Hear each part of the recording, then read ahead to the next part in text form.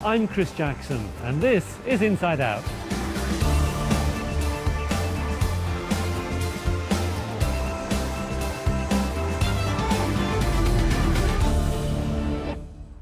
Cannabis users in the north say they're facing a legal muddle. Can they use the drug untroubled by police, or will they face a criminal record? The police commissioner in County Durham says officers have better things to do with their time than chase down medicinal users. His opponents say they wish he'd shut up. The marijuana debate has reached a new high. The law says cannabis has no medicinal value. Possessing, growing, distributing or selling it without a license is illegal. But sometimes it's not as simple as that. Trevor Coleman prepares to face the day by rolling a joint. First thing's always the worst. Pain through the back and right down my thigh. Trevor used to work as a cable installer, but back problems and depression meant he had to give up work. It can last for hours on end where I want to cry at times. If I had any hair left, I'd tear it out. After taking cannabis oil on a piece of bread and smoking a joint, Trevor says the pain is almost gone. There you go. I can move around quite freely, quite happily. I still feel it, don't get us wrong. The tension's right through my waist and back, but everything just feels far more relaxed. I'm happy on that. I'm miserable on what I get from the doctors. Mark, who's married with 2 kids, has been using cannabis medicinally for around 10 years. I suffer with post-traumatic stress disorder. I was witness to domestic abuse when I was a child. I've had every prescription under the sun thrown at us, in all honesty, over the years, and nothing seemed to work. But he says cannabis does what prescription drugs can't do. Like, it slowed me mind, stopped my mind racing so I could rationalise things more, where I couldn't do that on the tablets. It did seem to work better than a lot of the conventional medicines I'd been given by the doctors over the years. But what Mark and Trevor are doing is illegal. Recently, an all-party parliamentary group called for controlled medicinal use of raw cannabis to be legalised. 8 million people in this country suffer from chronic pain. It based its call on the findings of a research review by Newcastle-based neurologist and campaigner Professor Mike Barnes. I'm here at Westminster to make the case for legalising cannabis. The government is saying it has no medicinal value. That is simply wrong. 4 benefits is chronic pain, anxiety, nausea and vomiting after chemotherapy, and the management of spasticity, painful muscle spasm. And I think it's time now to legalise the drug so that tens of thousands of people, to be conservative, should be helped by prescription of this drug with proper safeguards, proper quality control. An argument rejected by opponents who say using raw cannabis is harmful. We stand along with the World Health Organization report on it in 1997, which said it was serious, mentally harmful. There's nothing since 1997 that really affects that. The byproducts of cannabis, they affect the brain in mature adults, they affect the brain in teenagers, and they affect the brain in babies. But there's no disagreement that cannabis users are breaking the law as it stands, and they'll be punished if they're caught.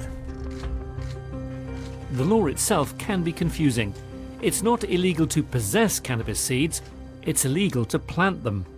Growing cannabis is illegal, yet in public places across the region there are large numbers of plants growing openly. Now, we've been told that people take the seeds, they drop them in the ground, and then a few months later they come back and they can harvest whatever's sprouted up.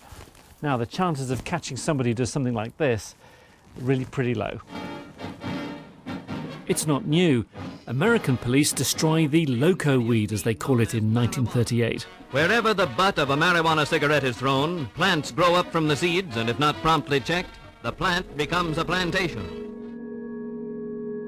For more than a year, Durham police have been loud in saying they're not going after small-time personal users who break the law.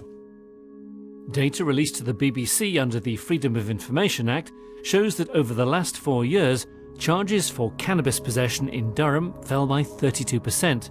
Cautions fell by 66%. Durham's Police and Crime Commissioner Ron Hogg has called for medicinal use of cannabis to be legalised. I think he should shut up, yes. I think he's said enough. Nobody's listening to him. I mean, he represents all of those people in Durham. Not all of those people will want cannabis normalised and legalised. A lot of your viewers will know somebody who's been damaged by cannabis, and I don't think they'll be with him. Drug use is cultural. So when a chief constable speaks about legalising a drug or normalising a drug, or the Police and Crime Commissioner speaks about it, they affect the culture. And I think they act improperly when they do that. The National Drug Prevention Alliance would like you to shut up. Should you shut up? I've got critics, I understand that, and well, who wouldn't?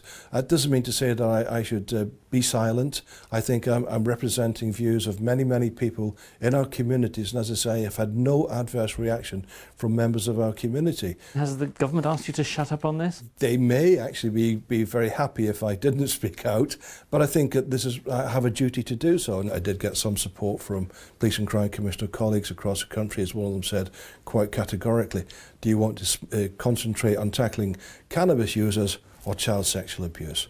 Make your mind up. Across the region, it's a confused picture. In the Cumbria, Northumbria and North Yorkshire police areas, charges for cannabis possession fell by 66% in the last 4 years. Cautions fell by 67%, more than in Durham. But in Cleveland, charges rose by 110% and cautions by 53%. So there are forces that are even more hands-off than Durham and others that are clamping down. Recreational and medicinal users like Michael say they've been left in limbo. Depending on what area you live in, depends on whether your door's going in or not. Just a joint in your hand could result in a fine and a caution. Or it might result in nothing and the joint being took off you, or they turn a blind eye and they just look the other way and walk away. Just depending on the area you live in and that police force and that police officer that's currently stopping you. Some drug users tell us you've left them in limbo now. How many drunks are arrested on a Friday and Saturday night? The police do not arrest every drunk. We could not arrest everyone who's actually smoking cannabis. Does that mean we're condoning cannabis use? Does it mean we're condoning drunkenness?